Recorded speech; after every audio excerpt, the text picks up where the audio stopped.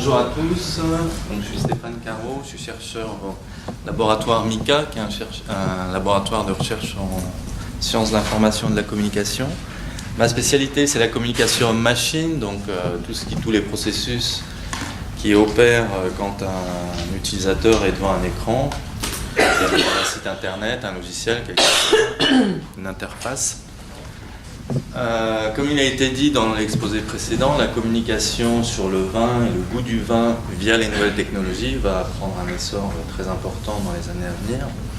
Et nous, quand on travaille sur la communication dans ce type de situation, on s'intéresse aux représentations qui se construisent chez le lecteur, l'utilisateur du site web par exemple.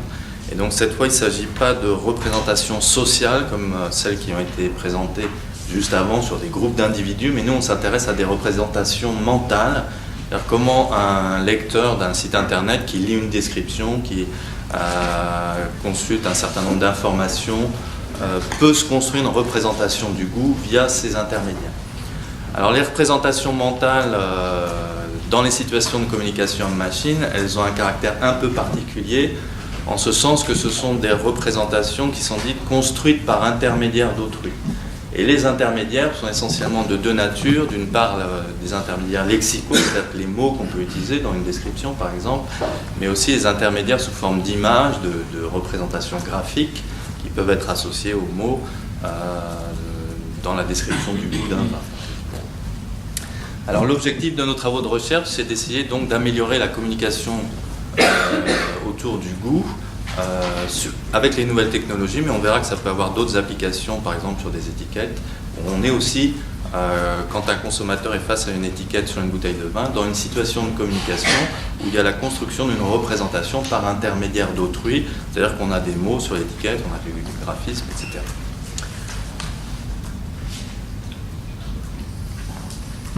Alors, l'objectif, c'est de s'adresser à des consommateurs. Donc, il existe des systèmes de représentation du goût de manière graphique ou avec des marqueurs lexicaux qui vont avoir une granularité assez fine. On va parler d'arômes, on va parler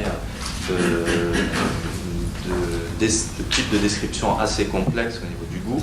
Donc là, c'est un carnet de dégustation qui a été développé récemment par une start-up. Donc, c'est encore un système qui n'est pas forcément très répandu, très utilisé. Nous, ce qu'on pense, ce vers quoi on souhaite aller, c'est quelque chose de plus simple et de plus accessible aux consommateurs, avec peut-être essentiellement quelques marqueurs importants qui sont très caractéristiques, par exemple, d'une catégorie de vin. Alors, je vous montre un système de marquage qui est utilisé par ce site aux États-Unis pour décrire les vins. Donc ici, on n'a plus que quelques grandes caractéristiques d'un type de vin qui permettent à des consommateurs, pas forcément à des experts, d'identifier un vin dont ils savent que les caractéristiques sont intéressantes par rapport à ce dont ils ont l'habitude ou leur préférence. Alors ce vers quoi on souhaite aller, nous, c'est peut-être ce qui est utilisé par exemple dans cette marque distributeur chez Intermarché, la marque Expert Club, sur leurs étiquettes, donc un système de ce type-là qui nous semble assez pertinent, où pour une famille de vins, on va essayer de donner des marqueurs qui sont peut-être un peu grossiers, mais qui vont parler aux consommateurs d'une manière très directe.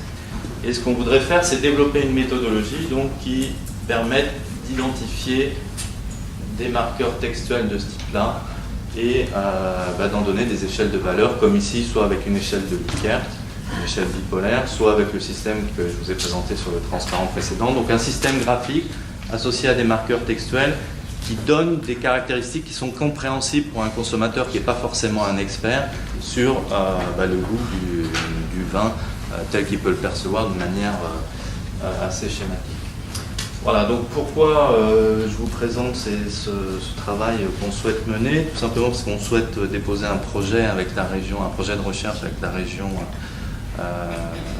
ici, et donc on cherche un partenaire industriel qui soit intéressé par ce type de travail, qui peut s'appliquer donc évidemment soit sur des interfaces numériques, comme le premier transparent que je vous ai montré, avec un carnet de dégustation sur smartphone. Donc ça peut être appliqué aussi dans des sites internet, mais aussi déclinés sur des étiquettes. Alors là, ce ne sont que des exemples de ce que je vous ai montré. Ce n'est pas forcément ça qu'on va obtenir à la fin des travaux de recherche. Nous, ce qui nous intéresse, c'est de développer la méthodologie qui donne ces marqueurs et d'essayer de trouver un système graphique le mieux adapté à ce type de communication. Merci. Non, c'est parfait.